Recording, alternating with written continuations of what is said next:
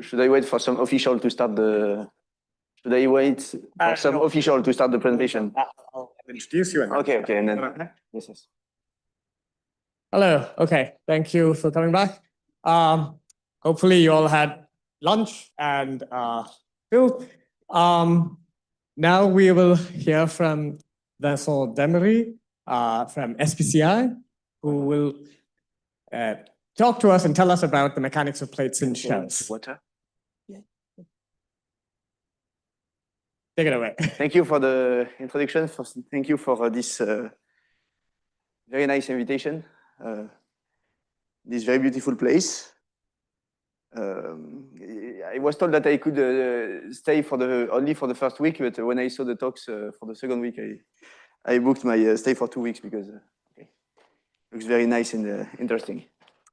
Okay, so I will talk about mechanics of plates and shells. And the main thing that I want to do is to show how we can understand the very strange, very peculiar shapes that can take thin objects, but thin two-dimensional objects. So plates or shell, where they have when they have a non-flat reference configuration. And so this is the kind of patterns that we will explore. So here you see that, this is a picture of a hanging curtain. Okay, so I didn't need to put a picture. You have hanging curtains here. And you see how they, the kind of wrinkles or nice pattern that they form.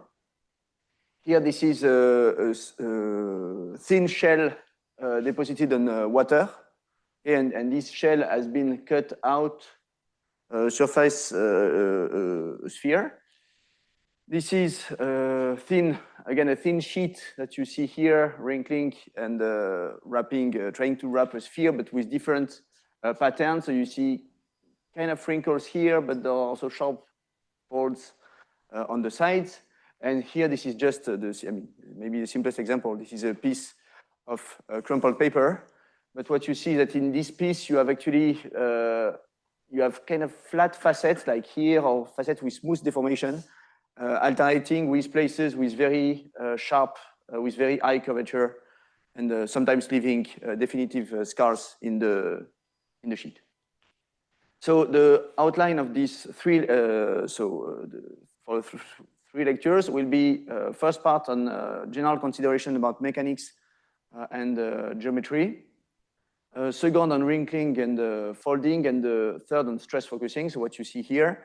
They are not at all of equal size. The third one is much shorter, so they do not correspond exactly to the lecture. And also, I will be wrong in trying to predict how much time it will take to cover the thing. So this is the gross outline. I cannot prepare. I don't feel safe in giving a lecture without notes written with numbered equations and so on. So I wrote these notes, and you can find them here. So sometimes I will refer to these notes. I won't do all the calculations in detail because this can take a lot of time. So I will refer to the notes for these calculations. Okay, so I've been told that I will not switch because it's some work to switch between screen and to remove the screen and so on. So we'll just write on the sides. Most of the presentation will be on the blackboard now, but yes, the first part will be on blackboard. Okay, so I will first talk about mechanics and geometry, and we start about mechanics, but there is no mechanics item because there is no picture related to mechanics. This is all, as you saw this morning, mechanics is a blackboard stuff. So given the program of this morning, I was hoping to jump after the solid mechanics in 3D because I thought Abigail would do this for me, but actually she did the worst possible thing. She didn't talk about stress, while I will talk about stress a lot, and then she also said that that stress is ambiguous anyway, and so. After thinking about that, I say, okay, maybe I don't know what I will be talking about, but okay, so I have to do it, and let's try. But we don't. Okay, let's hope that I won't get you more confused that I am now. So I will use a lot of numbering for the parts and sections, subsections, and so on. I use the numbering that is in the notes so that it's easy then for you to refer to the notes. Okay, so I will. So 1.1 will be mechanics, and then first part will be mechanics in 3D. So I will just quickly. Sorry for, I will reintroduce the stress from the point of the strain. Sorry, first from the point of view of the metric. This is easy because you already saw it. So here, actually, I'm also sorry for that. We didn't coordinate for notations. It turned out that my notations are the opposite. Okay, so I will use small letters for the reference configuration and capital letters. But this is not, I didn't do this in, it looks like it's done in purpose to lose you, but it's not. We did it independently. So my deformation will take material point R to the final configuration R plus UR. I'm not used to write the arrows and vectors, so I may forget them about a few lines. After a few lines, if you are confused, I can put them back. Okay, so and then we will define the metric, which actually tells you how. I mean, we did this morning about the change in the distance between two points. And so the metric components Gij are given by, so I will use GIR dJR. So these partial derivatives, this is derivative with respect to the I and J component of the vector R. Okay. So if there is a flat rest configuration, the reference metric, I will denote it with a bar like this. And this is just, if U is equal to 0, then this is just the identity. And so the metric is given by the identity matrix. So Kronecker symbol of delta I and J. And then we can write the metric as a function of U, and I will I will do the thing that I shouldn't. I will work at first order in grad U.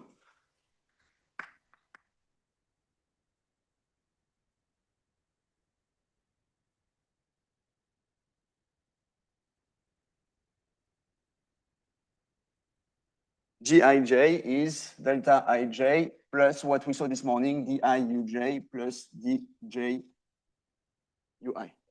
And here, okay, so defined this way, there is no symmetrization involved, or there is no product, but I mean, usually we take the metric defined, when we use the metric to define distances, we multiply it by an symmetric rank 2 tensor. We contract it with a symmetric rank 2 tensor, which is why we can symmetrize it. But here, from this definition, it is already symmetric. And then the strain tensor is epsilon ij, which is the difference, half of the difference between the actual metric and the reference metric. Okay. And this is actually quite general because we don't, for this, we don't really need to use Eulerian coordinates. Okay, so this is for a flat sheet with Eulerian coordinates. But this is more general, and we don't need, we can take any set of coordinates. We can define the rest metric and the final metric this way. Okay, so now I will talk about stress. So I don't know if I should define stress. I will do it okay, I want to go to sheets. So I will do it quickly. So how many of you know what the stress is and what it means? You don't need to understand a lot. I don't understand a lot about stress. So if you know that the stress is a tensor that gives the force exerted through a small area, then this is okay. You just need to contract with it with the normal to this small surface, and then it's okay. So I will jump to the general constitutive relation that Abigail gave at the, oh no, you gave the energy density. And from this energy density, I will not write the energy density. I will phrase it in terms of stress. So the energy density.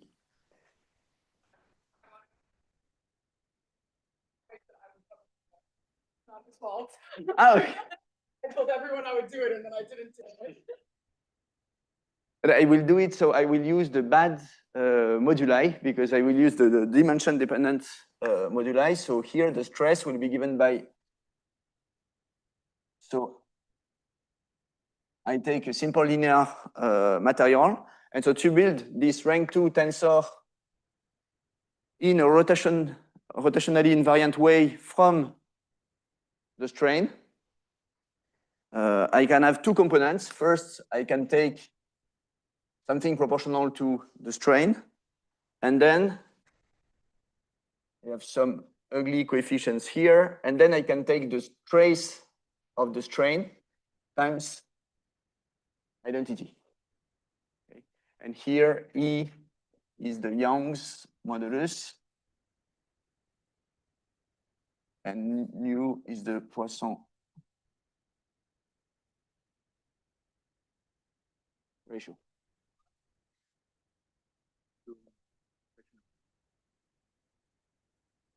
If volume is conserved, the trace is 0, if it is incompressible.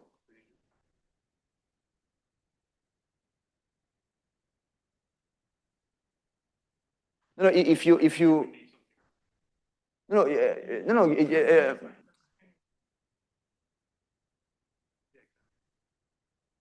yes, but you can see it from here that when nu goes to 1/2, this is the incompressible limit, then the denominator goes to 0. So in order to avoid having an infinite stress in the problem, you should have this trace going to 0.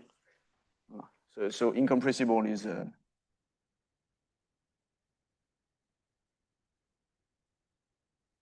nu going to 1/2 and the trace equal to 0. Okay, so this relation here, the Hooke's law can be, it can be inverted. You just have to take, first you take its trace, and taking the trace of this equation allows you to express the trace of the stress as a function of the trace of the strain, and then you can invert it. Okay, won't do it in detail, but since, okay, now since you know that stresses tell you about forces in the material, then I can give you the force balance, and I think yeah, Ajit gave this morning. So the force balance equation, or the equilibrium condition, is di sigma ij equal to 0.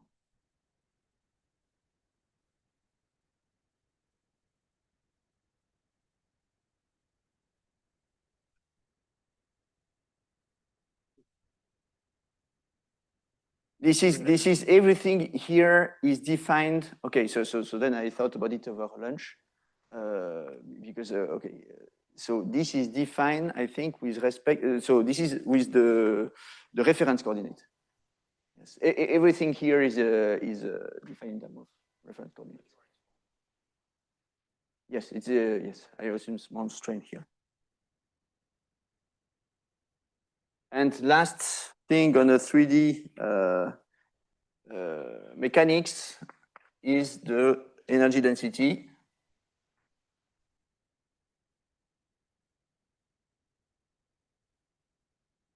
And here, the energy density is 1/2 of the contraction of sigma times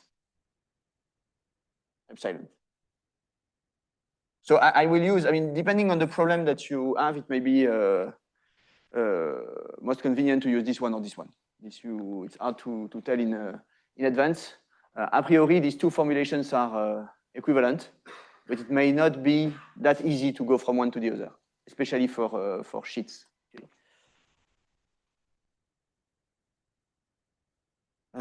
Okay, now I will do this for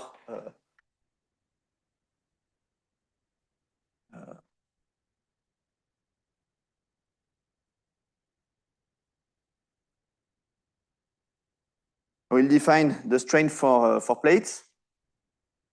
And in this, okay, so in this case, I will take R, I mean, in some space, but that is included in R2. It is some set of coordinates. And I have the configuration R of R. So this is the reference. And R of R, this is the deformed configuration. So I will do, I mean, when talking about sheets, so there are things that can be done in a frame independent way, but I will do some of them in small deformation with respect to a plane. Okay, this makes most of the calculation much easier. And when it's not more difficult to do the general calculation, I will do the general case. Was the position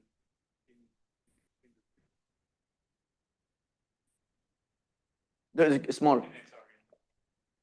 Okay, yes, maybe it is a quick jump. Okay, now we will talk about plates or what I also call sheets. For me, this is the same.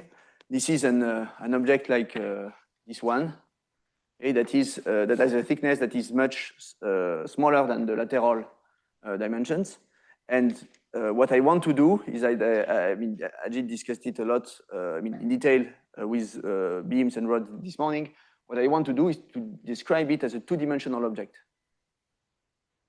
Okay, so I want to reduce dimensionality.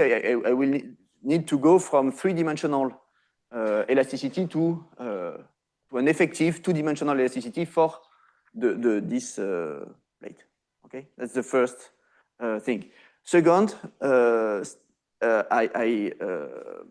said a few words about it. About the metric. Actually, I don't. What is convenient sometimes is to not use for R the Euclidean coordinates, but for example, you may want to use polar coordinates to parameterize the shape. Okay? In this case, I mean, if you take polar coordinates, R will be described by R and theta. R is positive, theta is going from 0 to 2 pi. And so this is not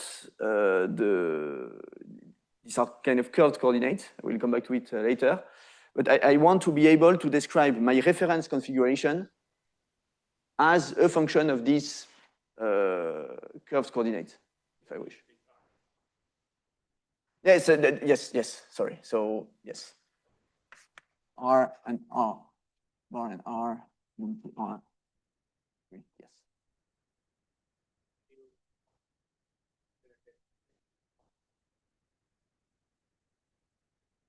No. Yes. I will just say a few words about it. Yes.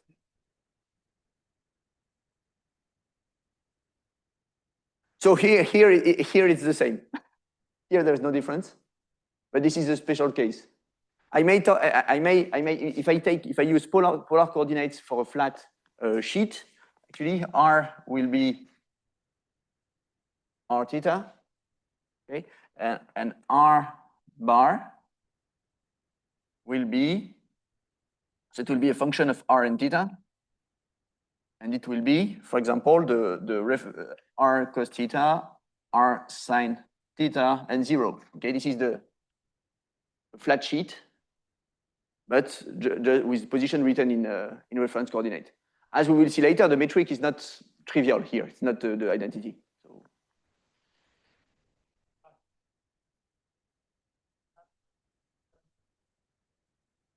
Yes.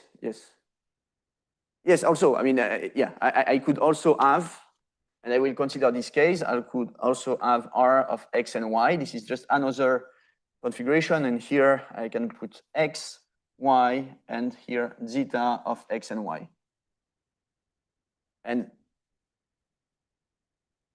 I can have bars here, so that this is I mean, if I want to describe a shell, this is the way I will describe it.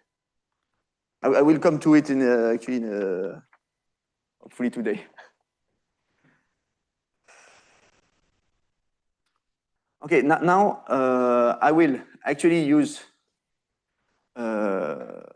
this. I want to, okay, we'll make a jump here. So I want to compute, I will do a first elementary calculation just to warm up. And then we will discuss also some properties of the strain here. Okay, so I will start from a small deviation, which is R bar of X, Y is X, Y, 0, so the flat state. So in this case, you can say that R bar is equal to R, but R bar is in R3. So R bar is R with this extra dimension that is 0 here. And then for R, I will just take small displacement in all the directions. So X plus U XY, Y plus V XY, and here W XY.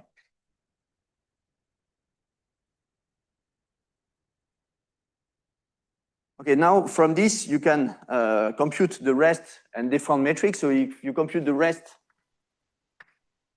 metric, okay, I don't need, I think, to do it in detail, so that, say that the rest metric is the identity. And then for the deformed metric, what do I have? So here, I have to derive, so to determine J, I have to compute dxr, which is x plus dxu. Here I have dxv, dxw. 1, sorry. Yes. Thank you. And then this dx, I will just write it as ux. Okay, to shorten the notations. So then dyr is uy 1 plus vy wy. And for G, you should just take the scalar product of this. So for G, the XX component is the square of this vector. So there is 1 plus ux square plus vx square plus wx square. Here there is the same, but exchanging. So uy square 1 plus vy square plus wy square. And here there will be the scalar product of this with this. Okay, so it will be 1 plus ux uy plus Vx1 plus Vy plus Wx, Wy. And here there is the same thing because it is symmetric.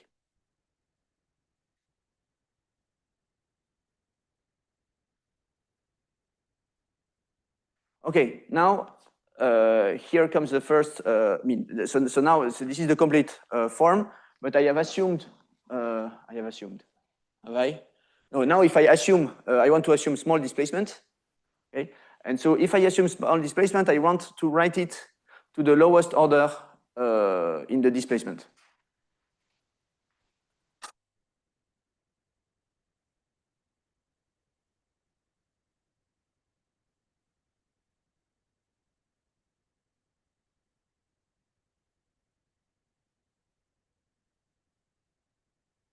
So now this is the, the usual thing in physics. You want to do the lowest non-trivial, okay? Because if you do lowest, you have 0, and now it is not.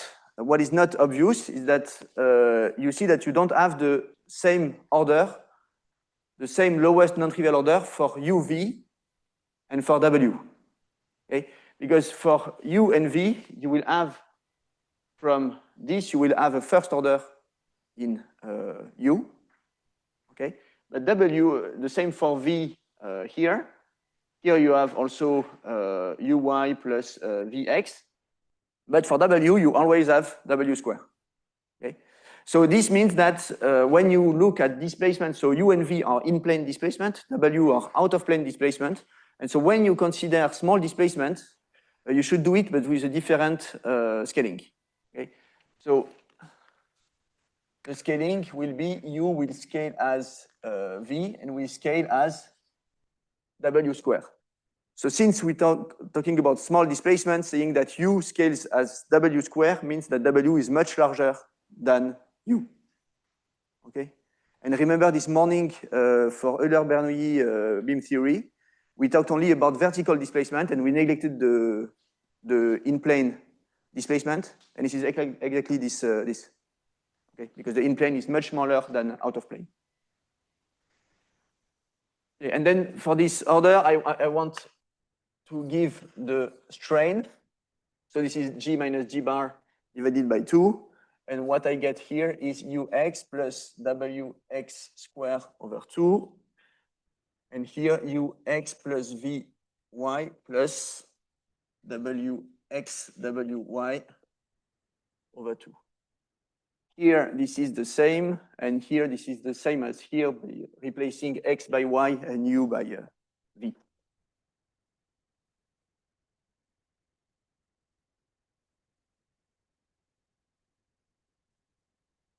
From this expression.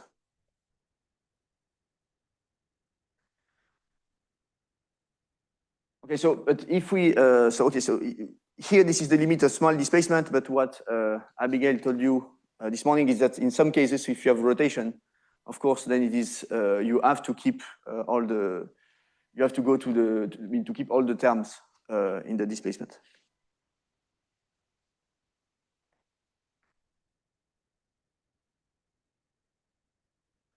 Okay, then we have to, okay, so that's for geometry of plates. Then I have to do a bit of mechanics.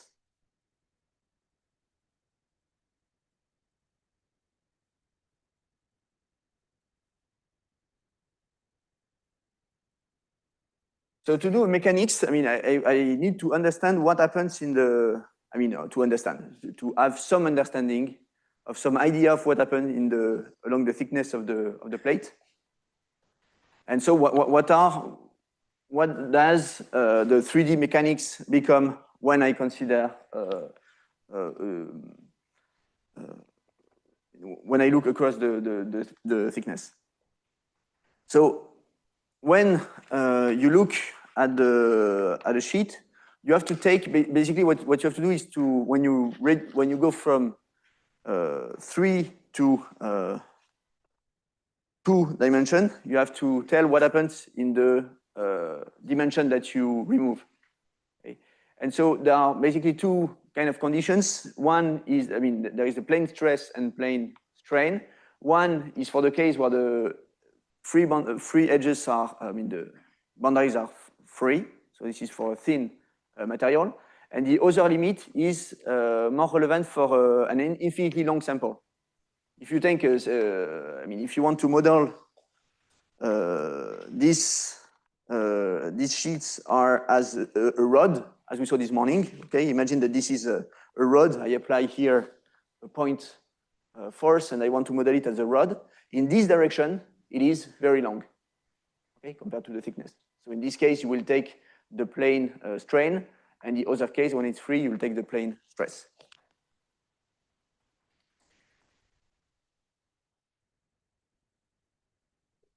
Okay, maybe I won't go through all the derivation, but if you take the plane, so we take the plane stress, meaning that we set all the components of the stress involving Z to 0. Okay, and then we can use the Hooke's law here if we apply it to sigma. So for our non-diagonal element like sigma xz and sigma yz, you will have the same for epsilon. So epsilon xz and epsilon yz will be equal to 0. But epsilon zz for this, you need to use the condition for sigma zz is equal to 0. And you see that this allows to have epsilon zz as a function of actually the trace of epsilon. Okay, and the trace of epsilon is the trace of epsilon as a two-dimensional tensor, like epsilon xx plus epsilon yy plus epsilon zz that you want to know. And so you can work this out, and then you can insert it in the Hooke's law, and what you get is sigma ij. So as Abigail told you this morning, this is, I will have a different law for this.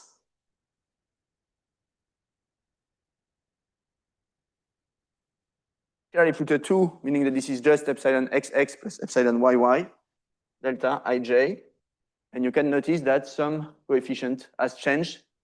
I mean, the 2 here has disappeared.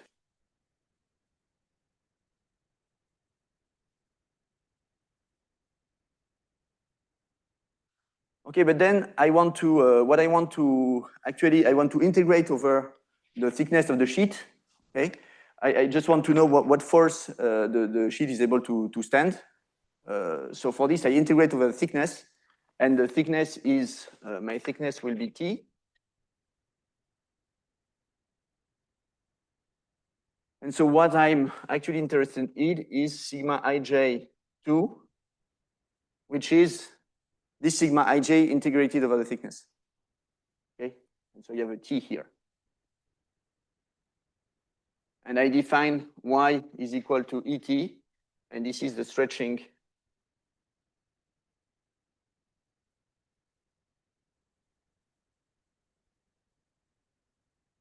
modulus.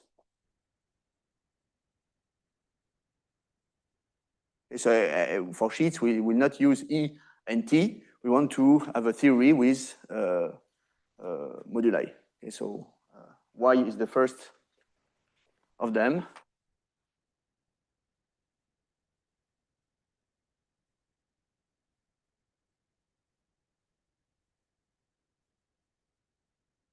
And this is, okay, so this tells you what is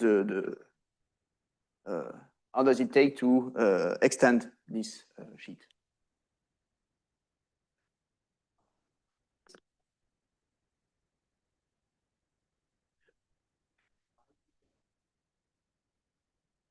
IJ, yes, XYZ. Okay.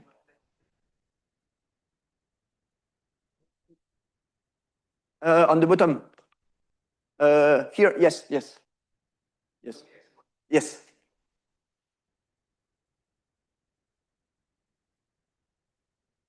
So one thing important to notice is that since this 2D stress doesn't have the same dimension as the 3D one. The 3D one is a dimension of a pressure, so energy divided by volume. So 2D stress is energy divided by area.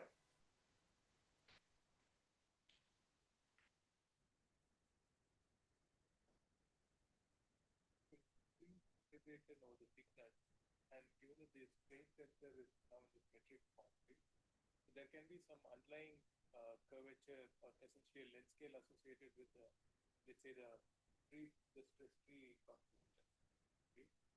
So if you assume that D bar has some this curve, Yes. and there's some length scale associated with it, and performing this integration along the thickness, is there like a ratio of length? Oh, it should be much smaller, I think. I mean, yes. I mean, the sheet or plate description is valid as long as the radius of curvature is much larger than the thickness, I think.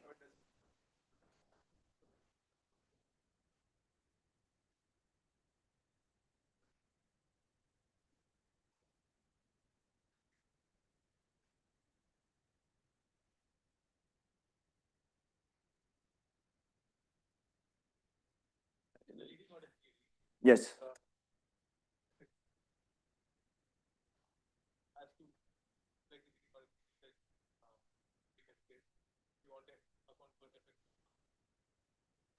Fx. Yes, but W, the second derivative of W, so which is the curvature, this should be much smaller than 1 over the thickness. This is the constraint.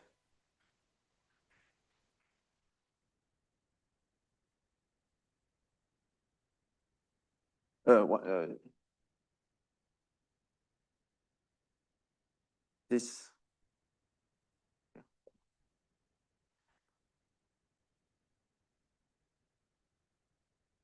Okay, now I realize that I can spend 4.5 hours without showing you any more. Well, one more slide. So, okay. No, I won't do then. Okay, as expected. I mean, I won't do everything in detail. So then, so there is the. I mean, for plates, there are 2 ways to deform the plates. So there is the stretching modulus, and then there is the bending modulus. Okay, as expected. And so this is the same as for rods, actually. But for the stretching modulus, basically the idea that we have of what happens through the thickness is that there is a constant stress through the thickness. This is not the case when you have curvature. So now if you consider a simple bending,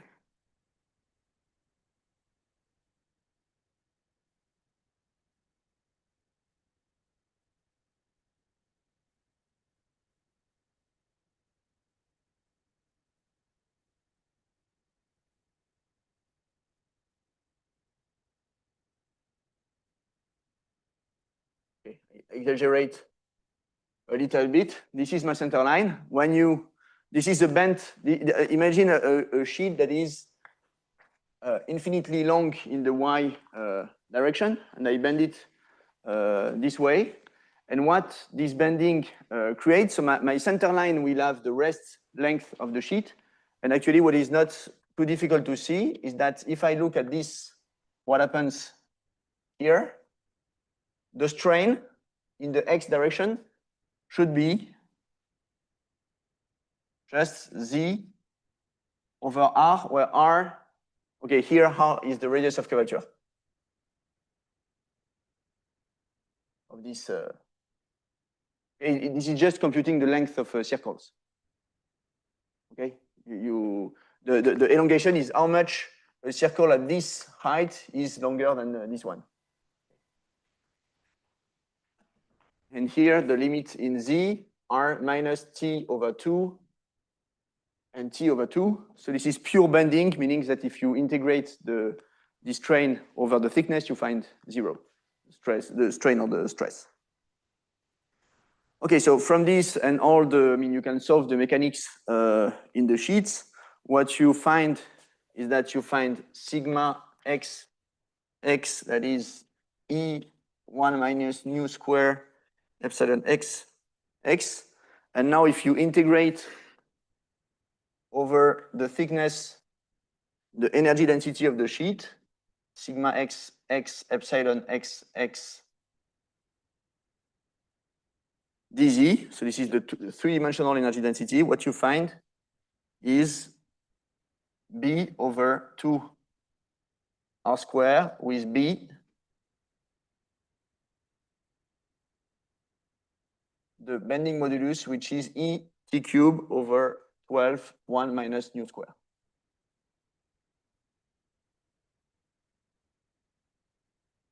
Okay. So this is the reason for my questions to Ajit this morning. So we have a stretching modulus scaling as t and bending modulus scaling as t cube. For rods, it would be t square and t4. But here we have the width that is finite and not small. So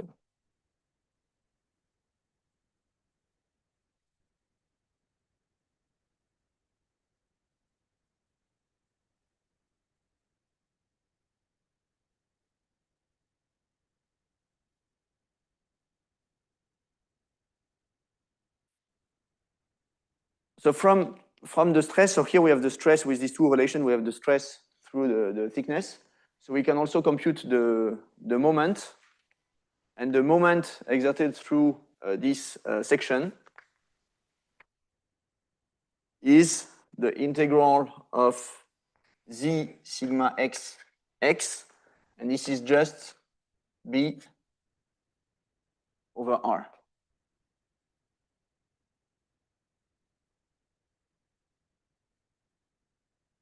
Okay, so that's for the two moduli. So you see that for sheets, I mean, first, I mean, the sheets, it's two-dimensional, so it looks simpler than a 3D solid. But because it is one less dimension, it has also, I mean, it is, you lose symmetries because translation in the in-plane translation are not the same as out-of-plane translation. You lose symmetries, and so you have more, one more moduli. For 3D solid, you have Poisson ratio and Young's modulus. And here you have bending modulus, stretching modulus, and Poisson ratio. So you have 3 instead of 2.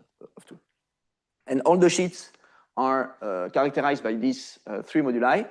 And I like the comment of Abigail this morning about graphene. So if you want to model graphene, you can still use B, Y, and Poisson ratio. But this, since graphene is a real two-dimensional object, they will not be related. I mean, you cannot define, say that the thickness of graphene is a square root of B over Y. Okay, I mean, this is meaningless, but you can still describe your sheet with B and Y. Okay, now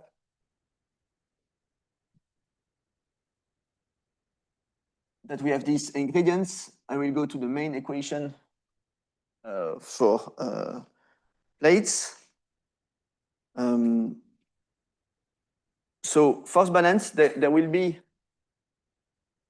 an in-plane force balance, which is the same actually as the 3D one, where sigma ij here is the two-dimensional stress. And for the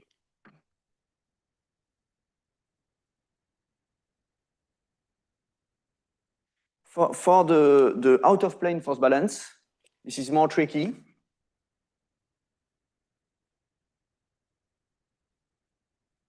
Actually, it's very close to what Ajit did this morning, but if you take a small piece of rod and you do a momentum force balance, what you can show is that I won't do it in detail, but you have the momentum at x. So now I take, I take this kind of, I assume that my plate is invariant in the y direction. Okay, y is here. And then I will just sketch the derivation for 1D, and then I will generalize it without more detail, because this is then this is more tricky. So you have, if you look at what happens between x and x plus dx, and you write the moment at at on this part at X. So X is the M is the moment exerted by the part on the right to the part on the left. So what is exerted on this piece of sheet? What is felt by this piece is minus M of X plus M of X plus delta X. This is the momentum at X plus delta X. And then there is the momentum due to the force exerted here. And this is W prime of X. This is the delta X times sigma X X of X. And this should be equal to 0. Okay, so you have the torque created by the force exerted through this cross-section. And this cross-section may be, this may have a vertical component if the slope of the sheet is not 0. And so this creates a torque here. And when you do a balance of momenta at this place, you get this, this equation. And then taking the limit delta X goes to 0, and using this expression for the moment. So here, this is actually minus B second derivative of W. Okay, 1 over R is the second derivative. There is a minus sign because here W is the W second derivative is negative. And so what you get is B, like this, dots B W3 minus sigma X X. Oh, there is a typo here. Should be a prime here. Equal to 0. So I will derive it one more time.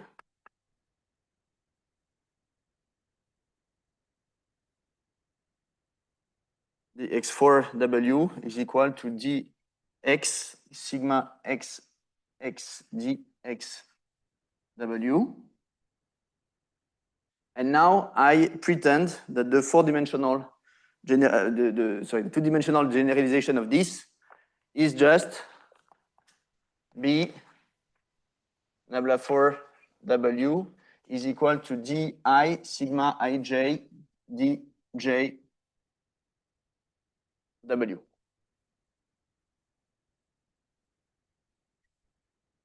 And here I can, so this is the derivative of a product. And you see that if I derive sigma, I get 0 because of in-plane force balance. So I can actually take this out. And so to summarize, yes, actually there is the final, my final equation will be B nabla 4 W minus sigma ij di dj W equal to 0.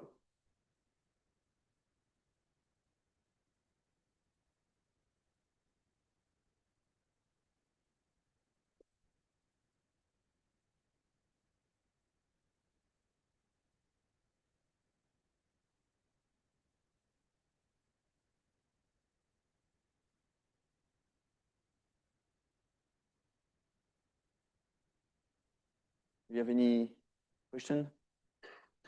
So here, this is the vertical force balance. This is in the absence of external forces. Of course, I can put here on the right. This comes from what happens in the sheet. On the right, I can put things. For example, if I apply a pressure below the plate, I can have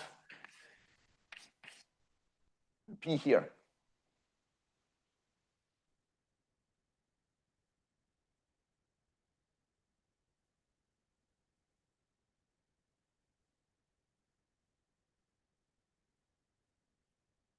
Okay. And notice that if I have the pressure below and I send the bending modulus to 0, then I have the Laplace law.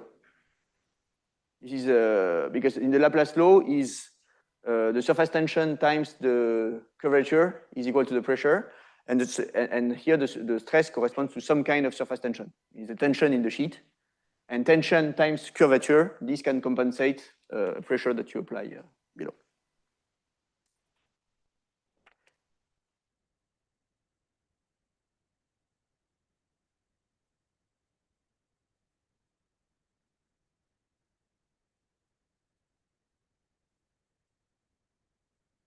Okay, maybe I will, we have to do some geometry. So I will skip. So I will just write the title.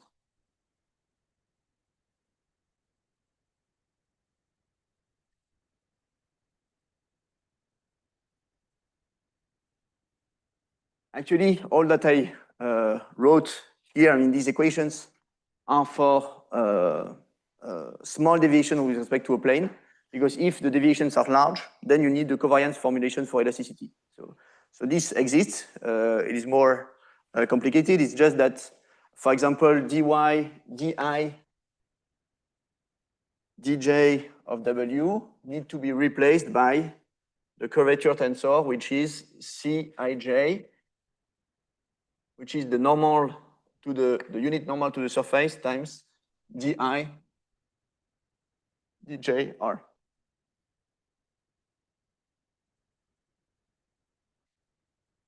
Yes.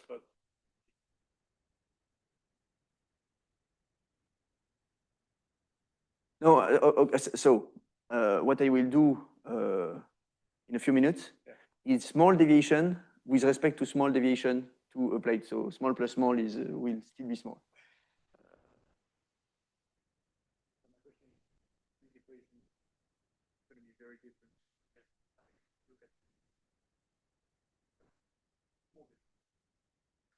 It could be, yes. Yeah, it could be very messy.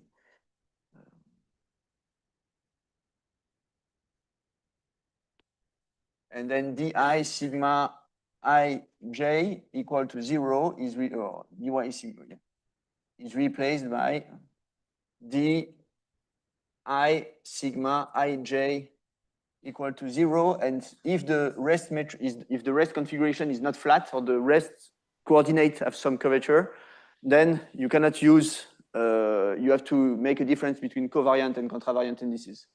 I don't know who is familiar with that. This is, I mean, if you okay, if you end up doing mechanics of soft matter while your dream was to do a general relativity, you can still do a Christoffel symbol and things with sheets. And soft matter, so don't be too disappointed. Just I mean, life is still worth it. The one thing with these indices is that usually what corresponds to the physical stress is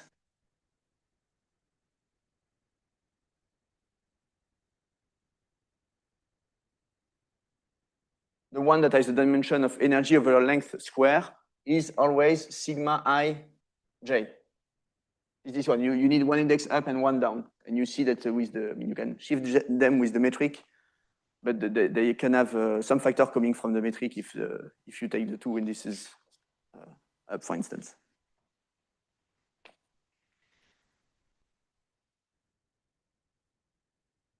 No, this is the yes. Okay, I let you answer. You know it better than me, maybe.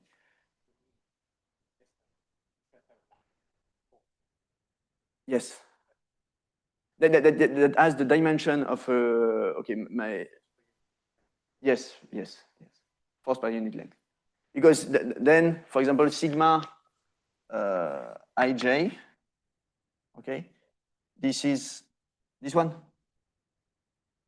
Yes, but yes, everything here is in the reference configuration, but a curved reference configuration. So if I use polar coordinates, for instance, for polar coordinates,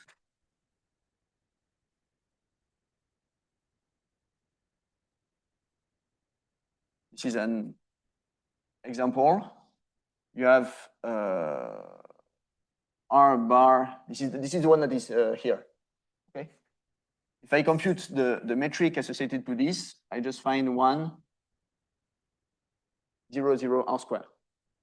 And then you see that I will get extra dimension, extra length in the dimension if I take sigma, for example, sigma theta theta. This is G theta theta sigma theta theta. Okay, so this is R square sigma theta theta. So if this one is an energy per length square, this one is just an energy. Okay, so it's not really so usually when we use polar coordinates and we still write the stress, we actually mean this one.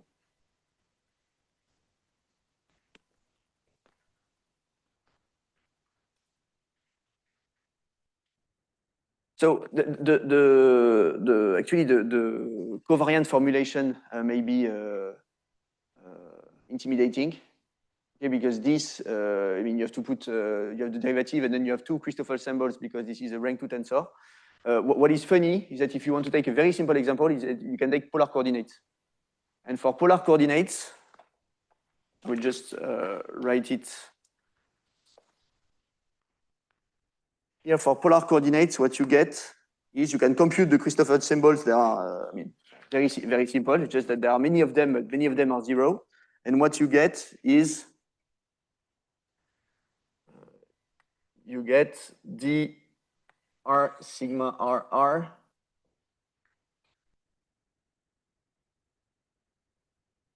plus 1 over r sigma rr minus sigma theta theta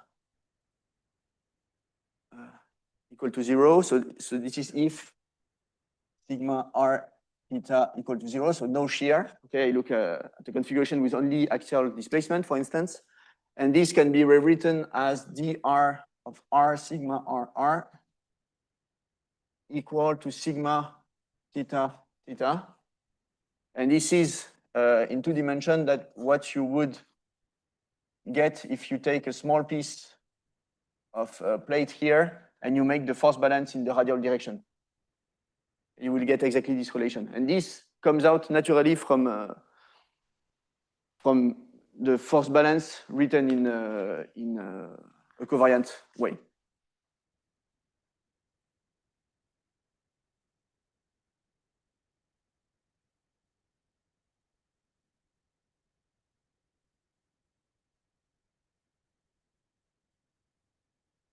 Maybe one last thing about mechanics. So it's about the energy density.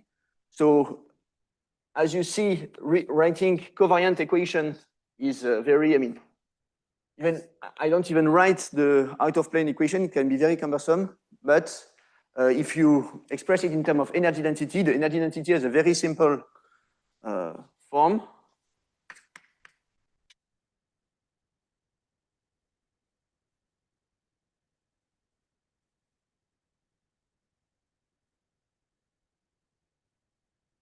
So there is y over 2, 1 minus nu square, 1 minus nu, and then there is this epsilon ij plus nu epsilon I epsilon j plus, then there is the bending b over 2, and then there is exactly the same form as a function of the curvature.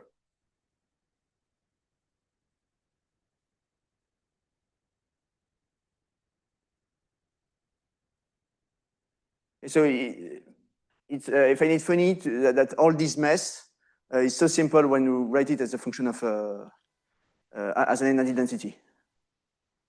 And this is covariant. Don't need to. The point is, I mean, of course, there is no free lunch. So if this is so simple, it means that it is very difficult to go from this one to the equations here, of course.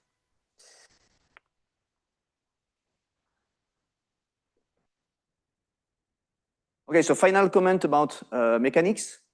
We have that. We have seen that in the mechanics there are 2 contributions: stretching and bending. Stretching is expensive in the sense that it decreases slowly with thickness, I mean only linearly, while bending decreases with an exponent 3 with as t cube. Okay. So bending is usually said to be cheap. I mean, but this is easy to see with I mean, if you take a simple sheet, it's rather easy to bend, but it's hard to stretch in a noticeable manner. Okay? You won't see any difference if you pull on the sheet. I mean, you may break it, but so it seems that when the thickness will go to 0, the sheet will want to avoid stretching. So this will be an isometry, and then it will choose between the different isometries the one that has the less bending energy. Okay? And we will see that this is not as easy as expected, because to see what are what it can give for the shape, we have to determine what are the isometries of a given shape. How can it be deformed without changing the metric?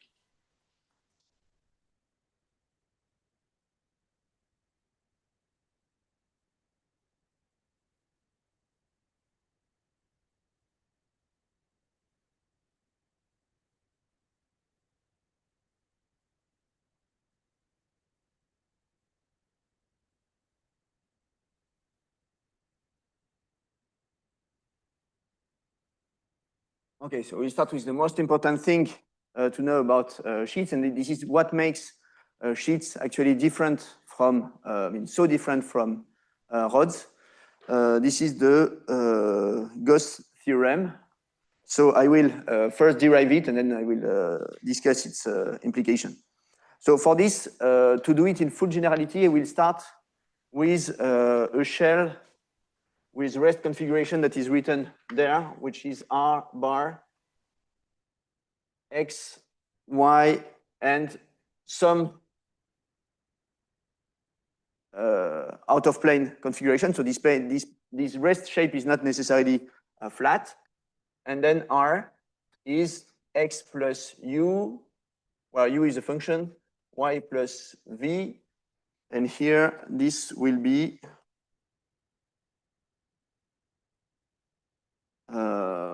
zeta here, with zeta of X, Y is zeta bar. But I don't need to write zeta to introduce the difference now. Okay, so what I want to do, I want to find isometries. So you have to compute the stress, the metric of these two shapes, and I have to compute the strain from them. So what I get to lowest order, I mean to first order in U and V, is for epsilon is Ux plus zeta x square minus zeta x bar square. So I remind you that when I have an index x, it means a derivative with respect to x. Okay, this is the same exchanging x and y and u and v. And here there is a 1/2 uy plus vx plus zeta x zeta y minus zeta bar x zeta bar y.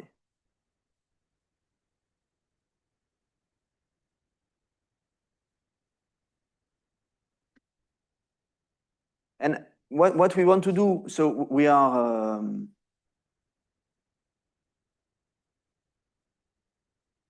looking for the possible shape actually that I can take that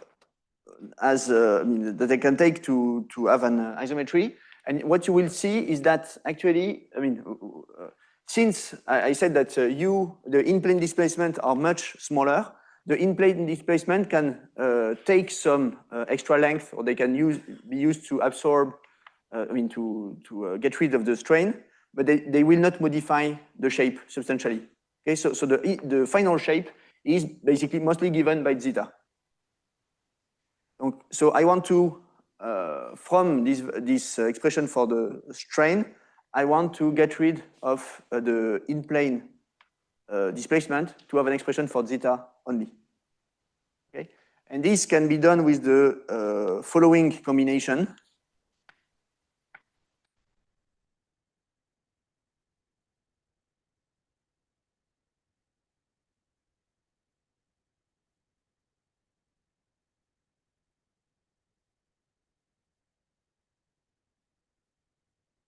So you see that if I take, here I have U x. So if I differentiate it twice, this is epsilon xx. If I differentiate it twice with respect to y, I will have u x y y, and this is what I will have here with u y differentiated once with respect to x and once with respect to y. Okay, so this way I can cancel u and v and get an expression that depends only on zeta and zeta bar.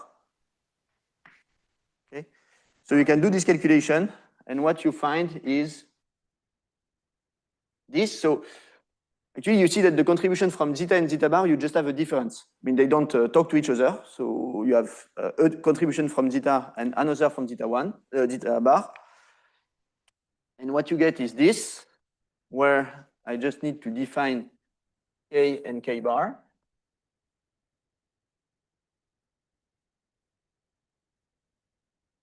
With k is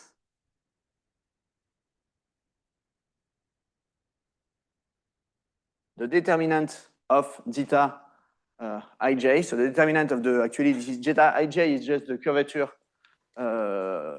tensor that you see there. And it is, so then zeta xx zeta yy minus zeta xy square.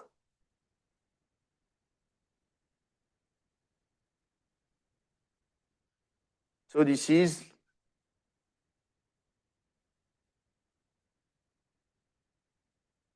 the Gauss curvature. Yes.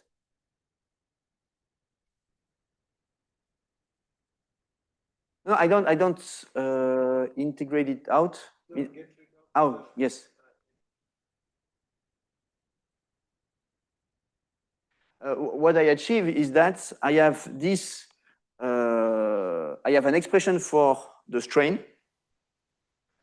just as a function of zeta.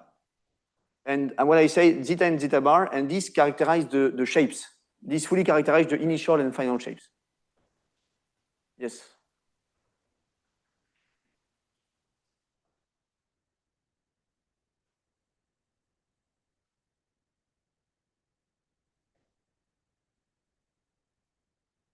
So, sorry, zeta? Yes. Yes.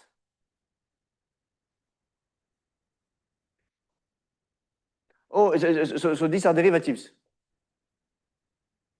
No, this is derivative of the out of plane position with respect to x and y. Sorry.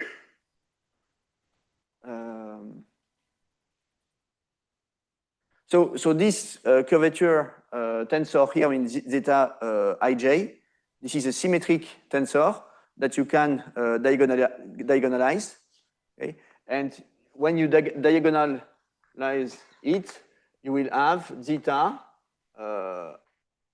ij will be 1 over R1, 0, 0, 1 over R2, okay, plus or minus. And this R1 and R2 are the radius of curvature, or the principal radius of curvature.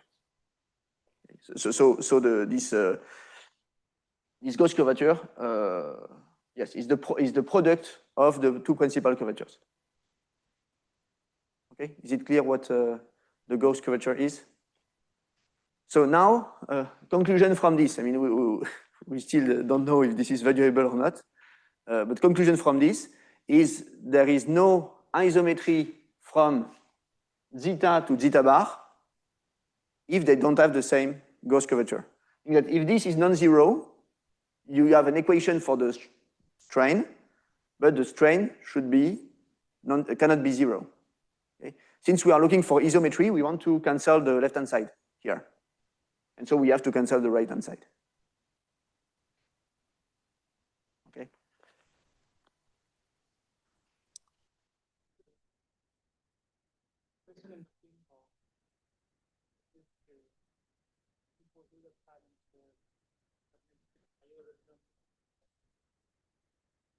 Yes, yes, yes.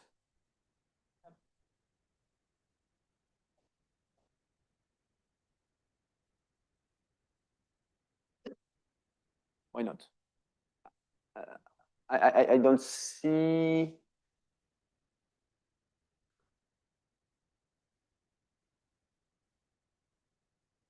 Yeah, I think you can.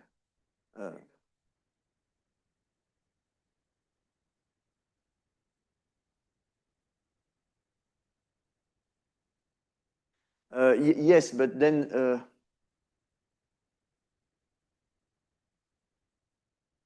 no, but the Gauss curvature doesn't come from G, it comes from zeta.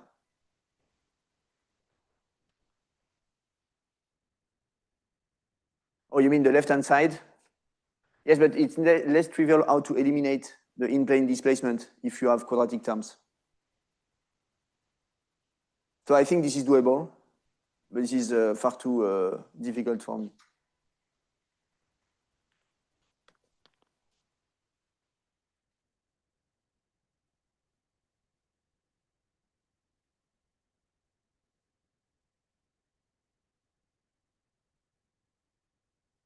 Any question? So a simple application of this is, I mean, was used to see whether when you put I don't know a bandage on a knee, okay, you imagine you have a wound on your knee, but your knee is curved, okay, you have a positive Gaussian curvature, and you want to put a bandage that is usually flat, and you want to know if it will stay on your knee or if it will delaminate. Okay, so for this. Again, okay, so of course it's more complicated than what I will tell, but this is the first idea, and actually we will come back to it in the next or maybe the last lecture. So what I will say are very basic considerations, and they are in some aspects actually wrong, but okay, I want to. Sometimes it helps to start with the wrong things and then to understand why we got it wrong.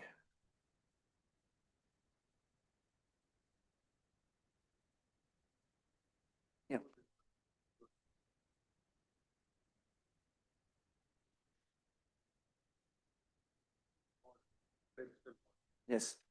Sort of wrote down the tensor for the student mid-plane. Yes. And then you use the equilibrium function for in-plane. Yes.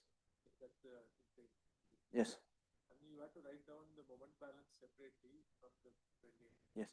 So where did we lose the, because essentially it's the freedom solid that's reduced to this. So, but then you have to write down explicitly the moment balance. So where did we lose the three-dimensional equilibrium condition? The same three equation, when you just average it, you get the force. Then you average with the moment. Yeah, the moment.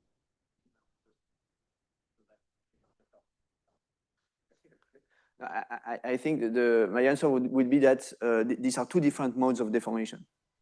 One is stretching and one is bending, and we have to do them separately. I mean, so in plane and out of plane, I mean, in 3D, these are the same, but in 2D, they are different conceptually. I mean, this in plane and out of plane force balance.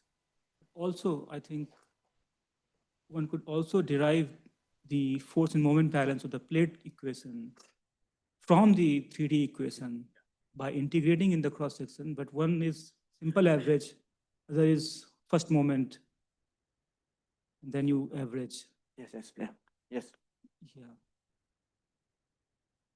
Yes, if you integrate it, if you just average, you get the in-plane force balance. Yes. And if you, yes, yes.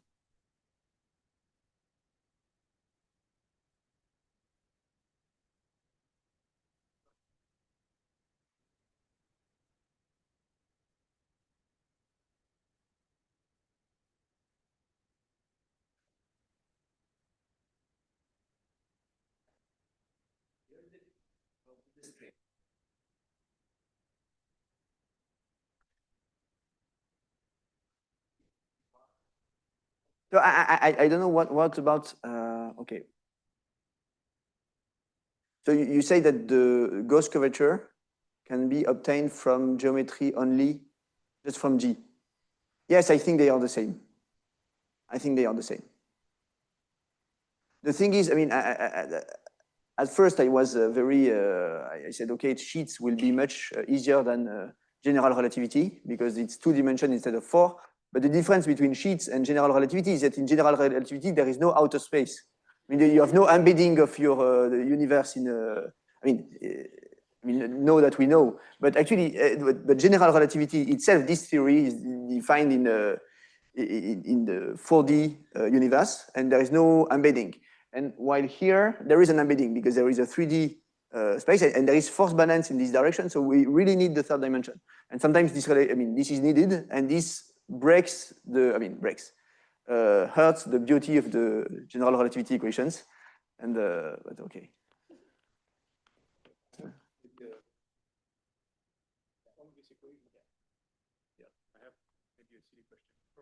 From this equation, like, do you think there could be a possibility that there is a non-trivial strain of the solution of this equation such that A is equal to K bar? So same Gauss curvature, but non-trivial strain. From this equation, it's not. No, yes. Actually, what this equation, what this equation tells is in the way I told them is that if the Gauss curvature is different, you should have a stress. But of course, you should have a strain. But of course, if the Gauss curvature are the same, you can still have a strain. Yes. We will see some examples in this case.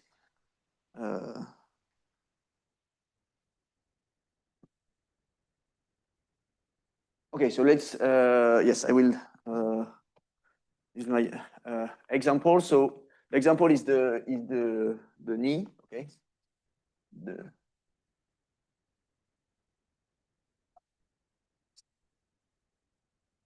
So imagine that you have a knee of lateral size L,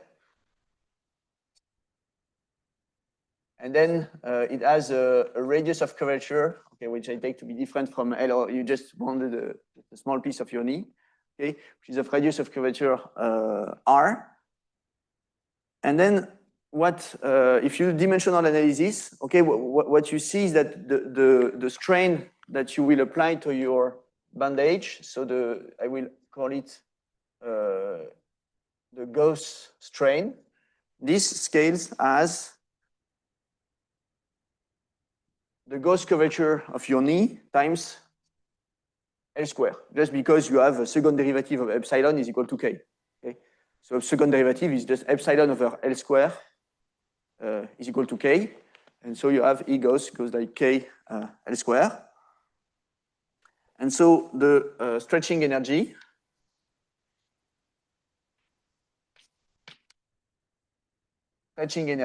is Y, stretching modulus, times area times strain square.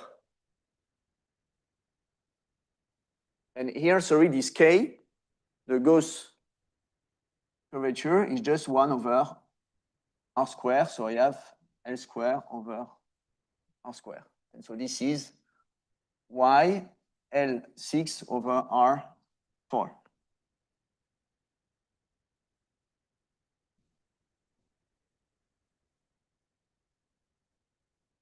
Okay, there is a bending energy, but I will assume that bending energy is much smaller. Is that if your bandage doesn't stick on your knee, it's not because it cannot bend. It's because it cannot. It has to change metric. And then there is the adhesion energy.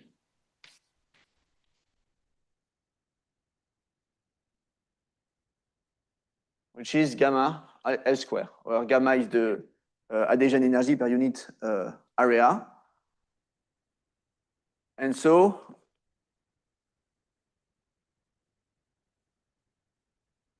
the sheet delaminates, or the bandage delaminates if you stretch larger than U adhesion, and this gives L over R gamma over Y to the 1/4.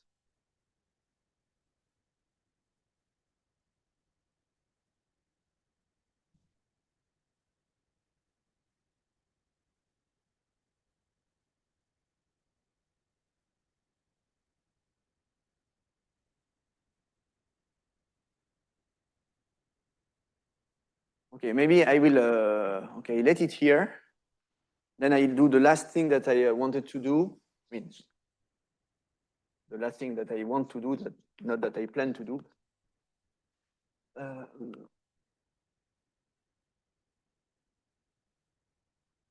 Which is about the geometric rigidity of shells.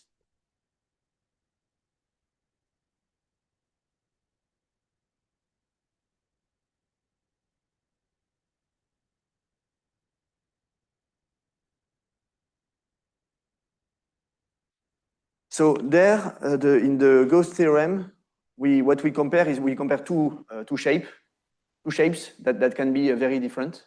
Okay, and I wonder if what I want to know is that can I have an isometry between two shapes that are very close to each other? Okay, so I will take here zeta, which is zeta bar plus a small w.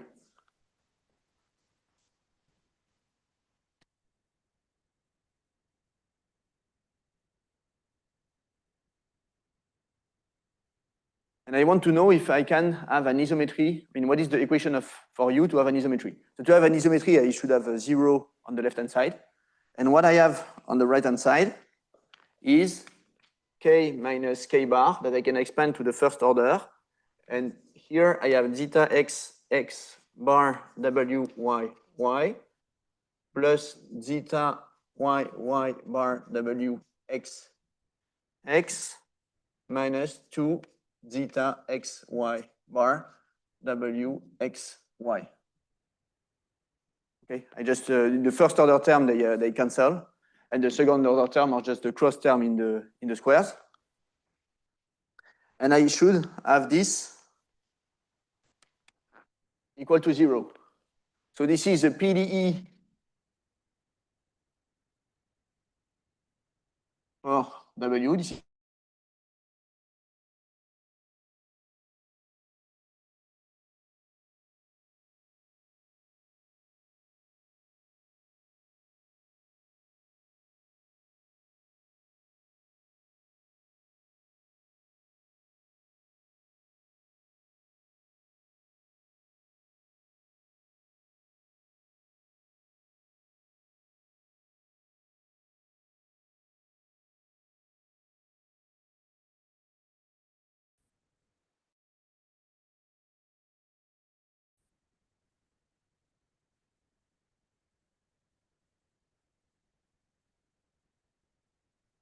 and okay, so if k bar is k bar positive, for instance, the PDE is elliptic, and so on. And what we know is that for there are in PDE theory there are unicity results for elliptic PDEs. We need that if you set the boundaries. If you set the function at the boundaries for an elliptic PDE, the solution is unique. And since 0 is always solution of this PDE, then the unique solution is 0. So it means that there is no small isometry. You cannot do small isometric displacement from a surface which has a positive Gaussian curvature. And I think this is, I mean, we didn't realize it at the time, but this is, okay, it's the first slide that I... Now this is useful at last. So we didn't realize it at first, but this is an experiment where a thin, very thin shell, but very thin means like, I mean, this is millimeters on the side, and the thickness is 100 nanometers. So very thin. So B is, we'll see it next time. B is almost negligible in this case, the bending modulus. But still, the sheet is able here to impose its shape. You see a bulge here at the center. And this is, so the sheet is placed on a curved water interface. I mean, curved meaning that just air-water interface with a pressure drop. And the sheet is able to impose its rest curvature to the interface. Okay, so you put an interface with a rest curvature that is much lower, and you can still, at the center of the sheet, get rest curvature. So I think this comes from what I just said about the rigidity of shells, even if the boundary conditions here are much more complicated. Okay, but you see that in the center, this is the normalized curvature of the interface, and it's 1. So it's the same across a range of pressure. So here you see the pressure outside. So, sorry? Even though the bending modulus is yes, still it is able to maintain, yes, to impose its rest curvature. yes, and this is because it is I think this is because of the rigidity of shells, meaning that just preventing strain, in-plane strain. So you set epsilon to 0, and for a sphere, then you cannot change the shape. So even if it is easy to bend, you cannot change it. Okay. Why is there? Oh, it's not a rotation. It's just to say that it is axis symmetric. Oh, sorry. Sorry. Theta is just the arrow for theta.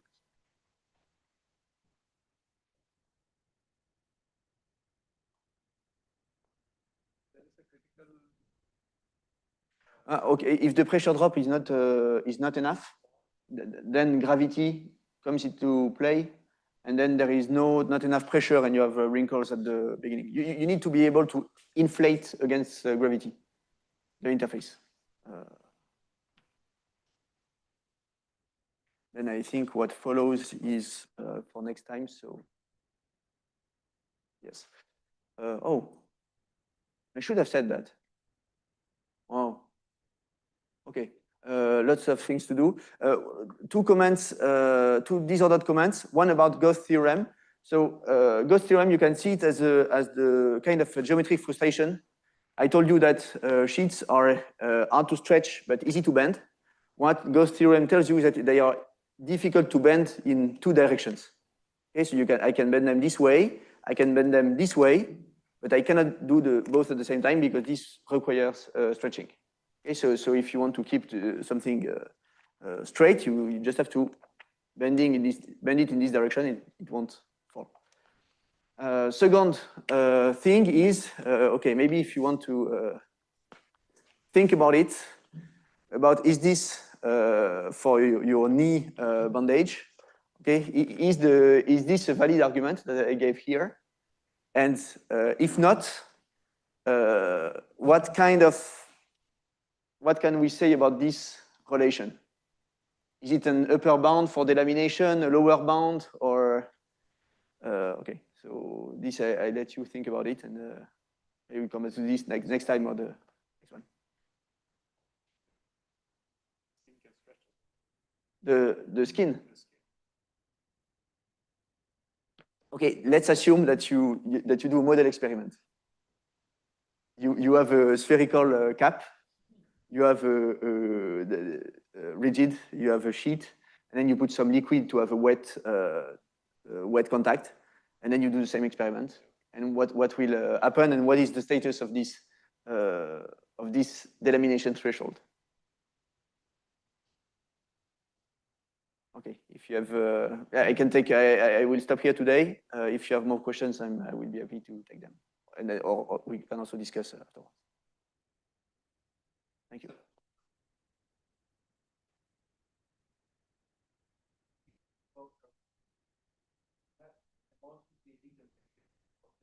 Yes. That is hard. Yes. Yes. Yes, but for yes.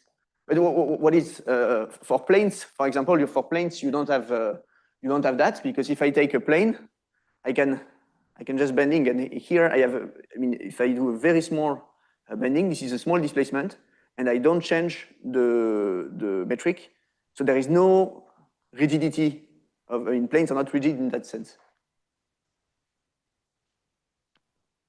I mean, actually, if it is flat here, if it is flat, zeta bar is 0, and so the equation is 0 equal to 0, so this is easy to satisfy.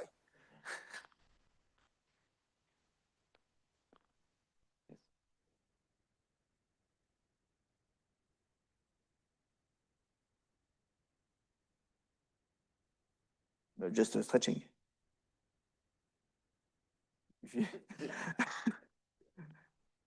No,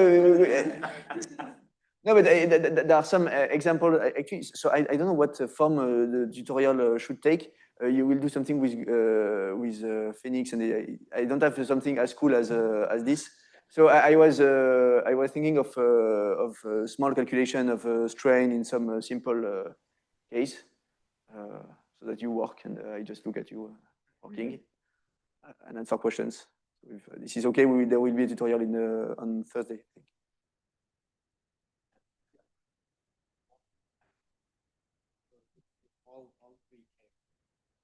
Yes. Positive, negative. No, yes, this is too difficult. No, but it is actually no. So the problem is that it is difficult, but it is still solvable because there is a symmetry of revolution, and so I based. Most of this part of the lecture is based on the book by Odoli and Pomo, and there are 1 or 2 chapters, or maybe a part about surfaces of revolution. And you can do many things with this. An example is the torus, because in a physical torus, you can have a positive and negative.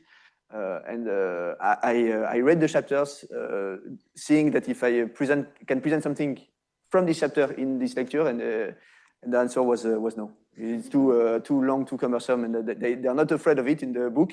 And okay, we have to sort.